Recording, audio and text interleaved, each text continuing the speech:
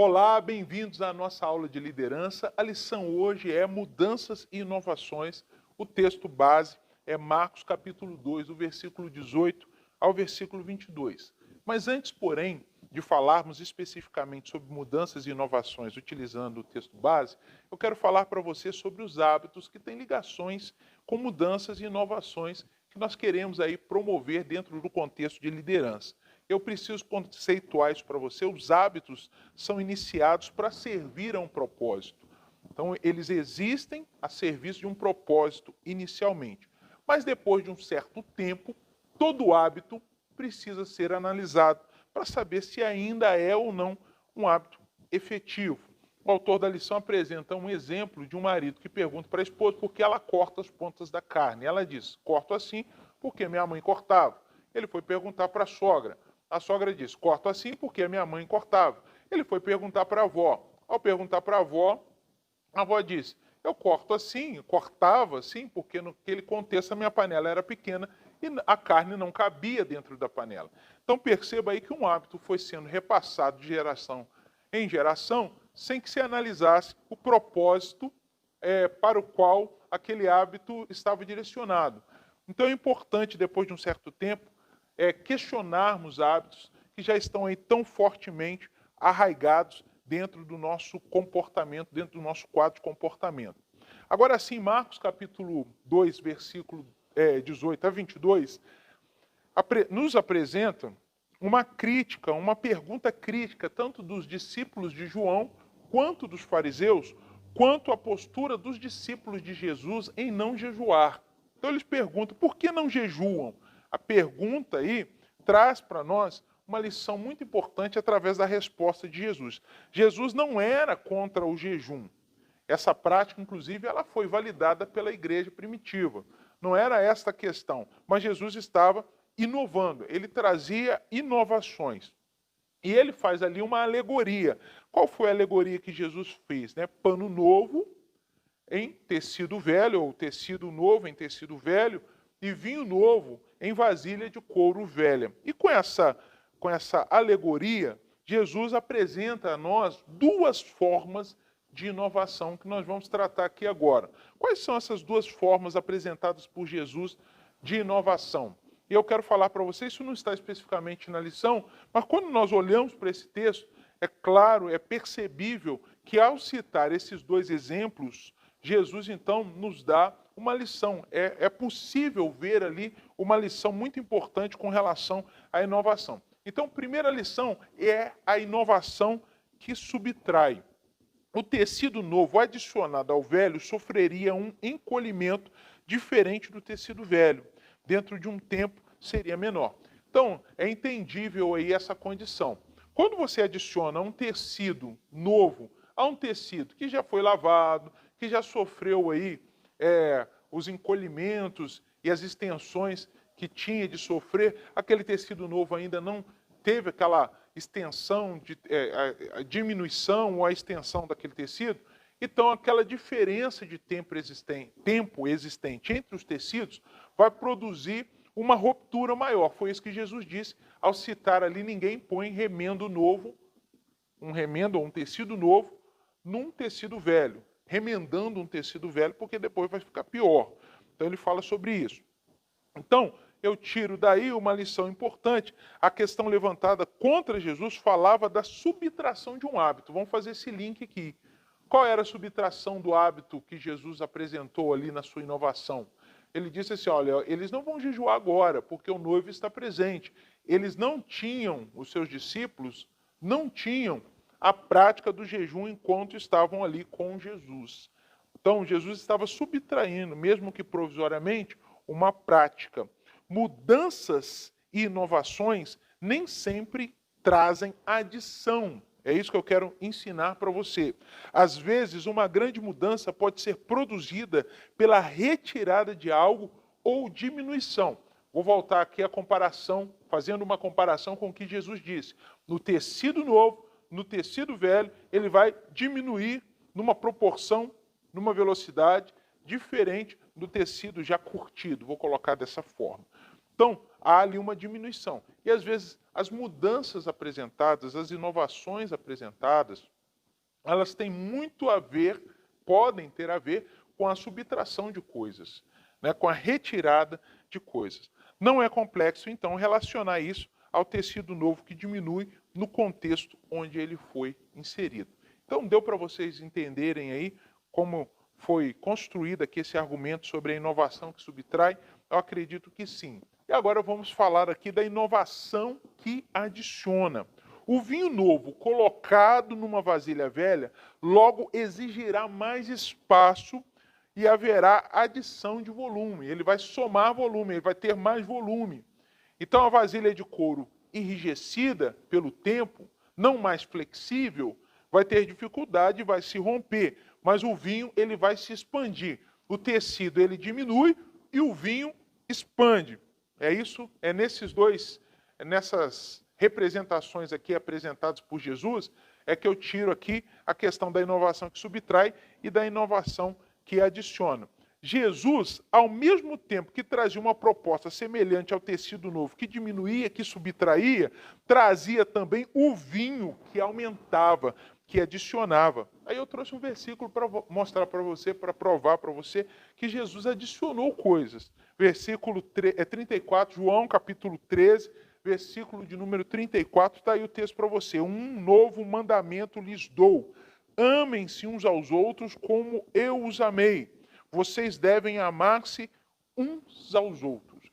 Qual foi a diferença desse novo mandamento para o mandamento anterior que já dizia que nós devemos amar uns aos outros?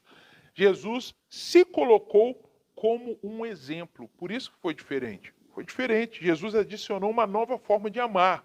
O amor que não é apenas uma ordem, mas que contém um modelo, um parâmetro. Então Jesus também adicionou. Só trouxe o texto aqui para a gente conversar sobre isso aqui. Então, as mudanças, elas podem ser promovidas por subtração, quero que você guarde isso, ou também por adição. Você vai adicionar alguma coisa naquele contexto ou vai subtrair. Então, tanto uma forma como a outra, são produtoras de mudanças, são produtoras de inovação. Então, vamos aí. As mudanças produzidas por Deus, né? Nós sempre buscamos ter Deus como nosso exemplo, Jesus como nosso exemplo, acima de tudo. E Apocalipse capítulo 21, versículo 5, nos fala que Deus fará nova todas as coisas. Eu sei que mudança, e a gente vai falar um pouco mais à frente aqui, mudança é algo que nos desafia, nem sempre gostamos. Mas quando olhamos para o nosso Deus, quando olhamos para o nosso Senhor, temos dele mesmo o exemplo de mudanças que ele produz na vida de homens. Então, esse texto e outros mais revelam o desejo de mudança para o homem presente em Deus. Deus quer mudar um homem, Deus quer transformar o homem. E nesse ímpeto, nesse desejo, Deus se mobiliza, Deus nos fala, traz palavras ao nosso coração para produzir mudança, transformação na nossa vida. Mudanças, então, se Deus as pratica em nós, nos desafia a mudar, então nós podemos entender as mudanças como algo necessário em muitos momentos. E eu vou pontuar para você aqui aqueles momentos, alguns momentos importantes de mudanças providas ou promovidas por Deus na vida do homem. Primeiro aí dizendo para você o dilúvio foi uma grande mudança que Deus estabeleceu sobre toda a terra, Então foi um momento muito importante e foi um momento de extrema mudança. Ninguém pode dizer aí, reduzir a uma mudança simples. Foi um momento de extrema mudança. O chamado de Abraão também. Abraão foi um homem que experienciou muitas mudanças, não só a sua saída para peregrinar por uma terra que seria da sua descendência, mas também outras mudanças marcam a vida de Abraão. E se você é um estudioso da palavra de Deus, você vai reconhecer vários momentos em que Abraão ele teve mudanças significativas em sua vida.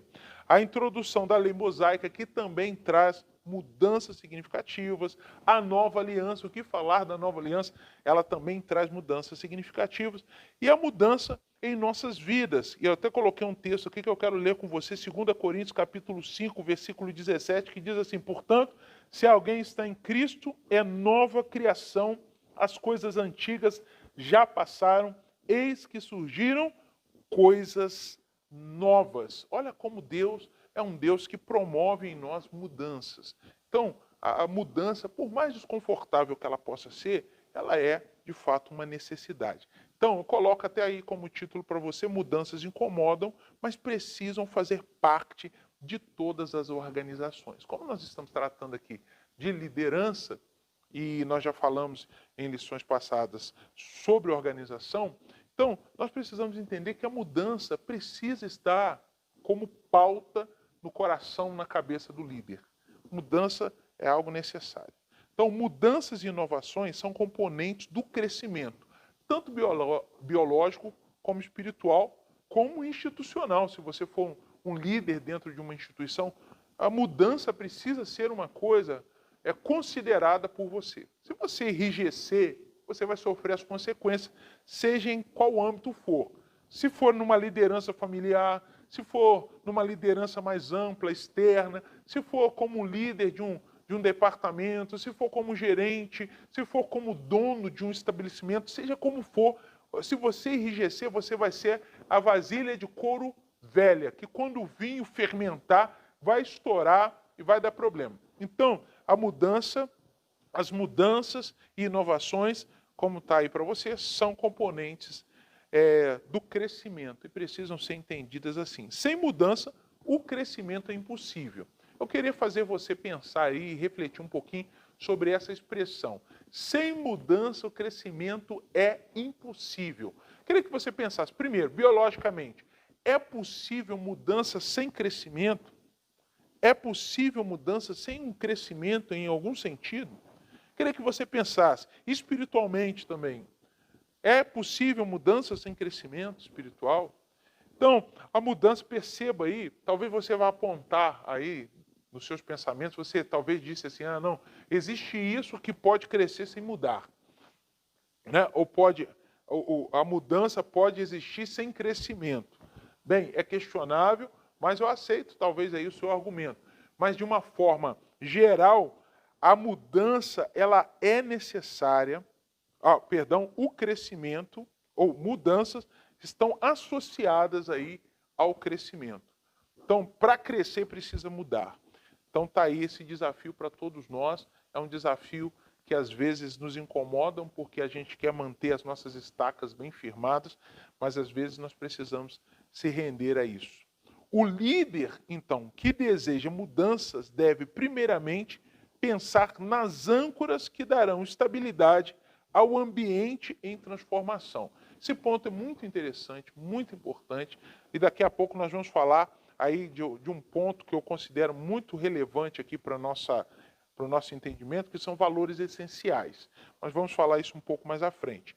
Por que eu estou falando disso? Porque pensando num cenário de mudanças e em mudanças que incomodam, nós precisamos ter aí alguns marcos que dão uma estabilidade para essa mudança. A fé, por exemplo, de Abraão em Deus foi a âncora para o estabilizar em constantes mudanças. Então ele acreditou em Deus. Então, de uma certa forma, as propostas de mudanças trazidas por Deus eram recebidas por um coração cheio de fé nesse Deus. E isso estabilizou, isso trouxe uma certa tranquilidade para Abraão para que a mudança acontecesse. É importante que o líder estimule a fé como um importante elemento para o enfrentamento das mudanças.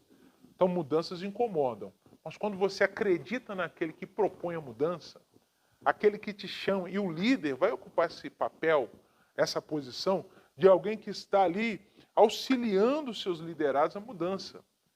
E ele precisa promover essa fé, esse entusiasmo, que eles acreditem para que esta mudança, mesmo incomodando, mesmo trazendo suas dificuldades, possa ser recebida, essa proposta de mudança, possa ser recebida por pessoas que acreditam. Então isso faz toda a diferença, com certeza. A igreja primitiva, a chamada igreja primitiva, a igreja do primeiro século, passou por muitas mudanças. Foram necessárias muitas mudanças para que ela chegasse até nós, para que a mensagem do Evangelho chegasse até nós, e por aí vai. Então, o texto vai nos mostrar em Atos capítulo 10, a lição vai nos mostrar em Atos capítulo 10, do versículo 9 ao versículo 23, a questão que Pedro e a igreja tinham com relação à inclusão dos gentios, a entrada dos gentios, que até então eram colocados de lado, não pertenciam aos israelitas e não tinham os mesmos direitos com relação a Deus. E Deus então se revela através de sonho a Pedro, mostrando ali comidas que para os judeus eram consideradas ou são consideradas comidas impuras. Então daqui nós tiramos pelo menos 7 passos importantes de mudança apresentadas nesse texto que a gente precisa considerar. A importante mudança na igreja em Jerusalém aí para você em 7 passos. Vamos ver cada um desses passos. O primeiro passo, como que Deus fez, né? Como Deus caminhou. A forma como Deus caminhou vai nos ajudar também a caminhar nas nossas mudanças. Primeiro passo, Deus começou onde Pedro estava. Aí vai ter aí os versículos para você de 9 a 16.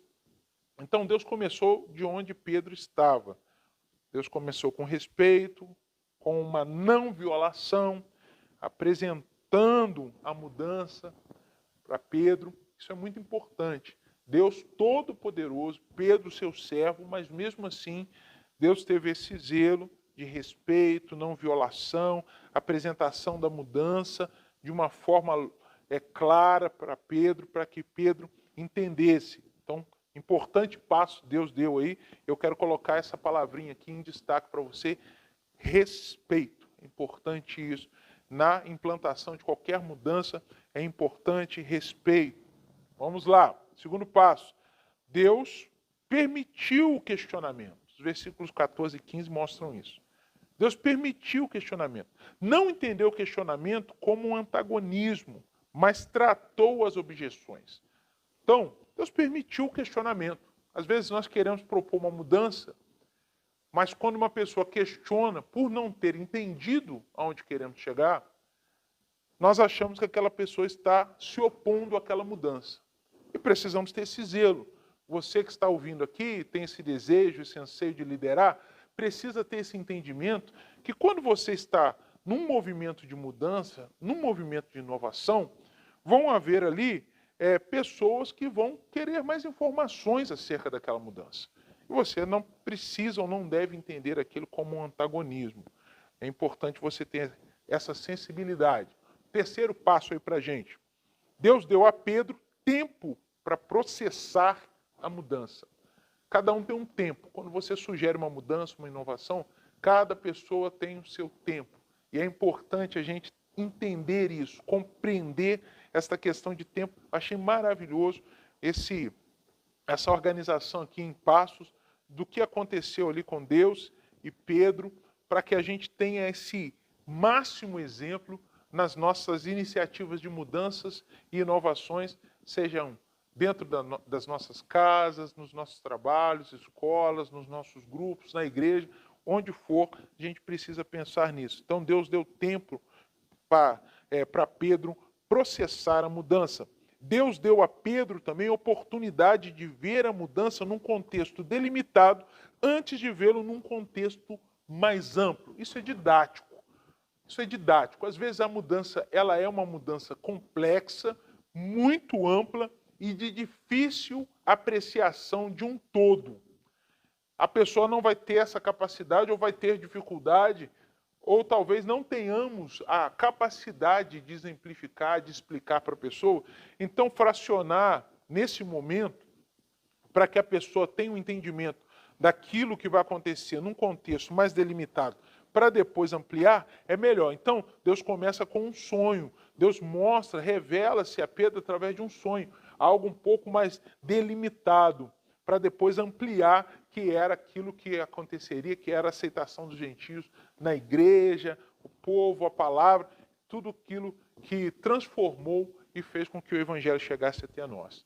Ok? Seguindo aí, o quinto passo, Deus preparou bem a proposta de mudança com argumentos igualmente bem preparados. Muito importante isso. Perceba que nós estamos falando aqui de Deus, que não precisava fazer nada disso. Deus, ele tinha ali argumentos bem preparados para dar respostas a Pedro. Então nós precisamos estruturar, nós queremos fazer uma mudança, nós precisamos pensar nessa mudança, podemos até mesmo antever perguntas e dúvidas que vão surgir, vão vir das pessoas que estão participando daquela mudança, elas vão querer esclarecimentos, vão querer orientações mais precisas e nós vamos ter então de dar essas respostas. Então é bom que a gente, a exemplo de Deus aqui, a gente saiba argumentar em favor da mudança que nós queremos implementar. Mais passos aí, vamos lá? Então, sexto passo, Deus não pediu a Pedro que mudasse. Ele o convidou, olha que lindo isso, Deus o convidou a participar da mudança. Líderes ajudam seus liderados a enxergar as vantagens da mudança. Nós precisamos ser hábeis nesta capacidade de fazer as pessoas enxergarem, verem as benesses, o que aquela mudança vai trazer de benefício para aquela organização. É importante essa capacidade. Deus convidou Pedro, Deus chamou, ele não obrigou. Então, vai devagar. Você que está querendo promover mudanças, é importante considerar que você precisa convidar, você precisa chamar, você precisa cativar aquela pessoa para que ela esteja junto com você naquele movimento de mudança e inovação. E por último, são 7 passos apenas, Deus convenceu um líder-chave e permitiu que ele fosse o articulador da mudança. Então está aí uma recomendação para todos nós, é melhor começar com uma pessoa ou com um grupo menor do que tentar produzir uma mudança num grupo grande.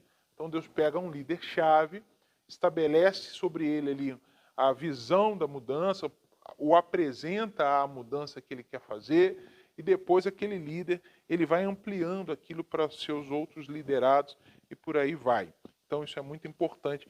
Todos os passos aí devem ser considerados como passos importantes. Eu recomendo que você anote, que você tenha esse zelo de se alimentar bem daquilo que está sendo passado, que são importantes lições que não devem ser só apreciadas por nós, mas devem ser praticadas, todas elas.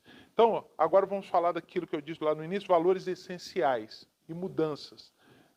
Como os dois podem articular aí, eu quero falar algumas coisas para você sobre isso, porque existem coisas que não devem mudar. Existem coisas que são apresentadas como valores essenciais. Então, os valores essenciais são importantes. Então, toda organização, toda pessoa, toda casa precisa ter os seus valores essenciais protegidos, porque os valores essenciais, eles não são mutáveis, eles não podem ser transformados, eles não podem mudar. Então, nós estamos falando, a nossa perspectiva de liderança aqui é em cima da palavra de Deus. Então existem aspectos que são imutáveis na palavra de Deus, que não mudam, que Deus não vai mudar. Então é importante nós termos esse entendimento aí que existem aspectos imutáveis, intocáveis, e nós precisamos respeitar isso. Por quê? Porque são a base para mudanças sólidas. Toda mudança precisa de uma base sólida, precisa de um chão firme, sólido, para levantar voo. Se não houver esse chão firme e sólido, aquela mudança estará comprometida ou estará destinada também ao fracasso. Então as mudanças precisam de solidez e esta solidez vem dos nossos valores essenciais que devem ser definidos e defendidos. Então, quando nós temos um grupo, quando nós temos uma equipe que nós lideramos, existem ali valores essenciais que devem ser apresentados, precisam ser bem definidos e precisam ser defendidos. Sem isso, vai haver uma confusão e uma tentativa até mesmo de outros líderes para mudar coisas que não vão ser mudadas, que não devem ser mudadas, por se tratarem de valores essenciais. Então, eu queria que você pensasse aí no contexto onde você está inserido, o que são ou quais são os valores essenciais que não podem ser alterados dentro desse contexto que você pensou aí agora. Tá bom? Então, essas 4 coisas são importantes, valores essenciais são importantes, não são mutáveis, são a base para mudanças sólidas, devem ser definidos e defendidos. Então, está aí para você. E, por fim, olhando para os textos complementares, eu vou apresentar para você aqui algumas habilidades que um líder pode e deve desenvolver para conduzir melhor as mudanças. Então, tome nota aí, se você puder, dessas habilidades que eu, você, todos devem desenvolver se nós estamos aí na posição de líderes e entendemos agora, depois dessa lição, ou já entendíamos, que as mudanças são necessárias. Primeira habilidade, criatividade. Gênesis 47, do versículo 13 ao 26, tem o texto sagrado lá e tem a caixinha em destaque para você apreciar se você tem a Bíblia do Executivo. Criatividade. Eu vou passar aqui sobre todas essas habilidades rapidamente, depois você vai consultar, vai mergulhar mais para você ter aí a solidez desse ensino sobre a sua vida. Criatividade. Segundo, discernimento. O texto está em Provérbios, capítulo 14, versículo de número 8. Zelo e conhecimento. É importante ser zeloso. E é importante também ter conhecimento. Conhecer é importante. Eu não vou promover mudanças em áreas ou em situações que eu desconheço, que eu não sei, que eu não estou disposto a conhecer mais. Então é muito importante o zelo e o conhecimento. Conhecimento para definir o que deve ser mudado também.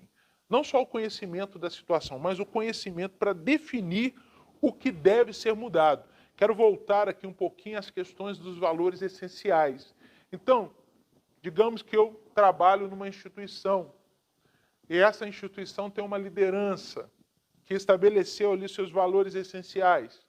Eu preciso conhecer para não querer mudar valores que são valores essenciais dentro daquela instituição, organização, empresa, seja o que for. É importante você ter conhecimento para definir isso aqui é o que precisa ser mudado.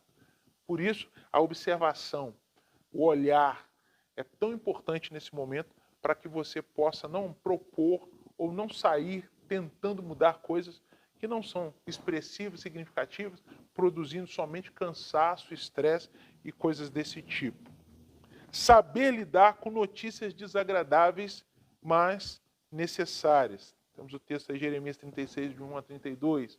Saber ter essas notícias, lidar com essas notícias, são habilidades que nós precisamos.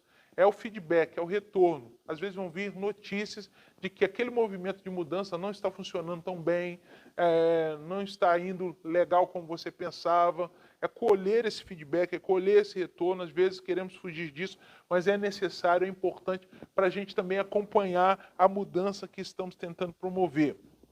Comunicação que atrai para a mudança. Outra habilidade que nós podemos e devemos cultivar, essa comunicação que atrai, que chama a pessoa para participar da mudança e não repele. Então essa comunicação precisa ser uma boa comunicação. Saltar da compreensão para a integração. Prática, Colossenses 4, de 8 a 11. Então, nós não podemos só teorizar a mudança, nós precisamos praticar, saltar, sair da compreensão, do entendimento do que é preciso mudar, do que vai ser a mudança, para a prática de fato e verdade, fazer aquilo acontecer. Então, esse é um desafio, são habilidades aí que nós devemos desenvolver, que nós devemos buscar, se nós queremos, então, promover mudanças. Mais uma vez para você aí, a nossa referência, a Bíblia que temos utilizado como referência aí, os comentários dessa Bíblia, para que a gente tire dela as lições acerca da liderança. Essa então foi mais uma aula e até uma próxima aula, se assim Deus permitir.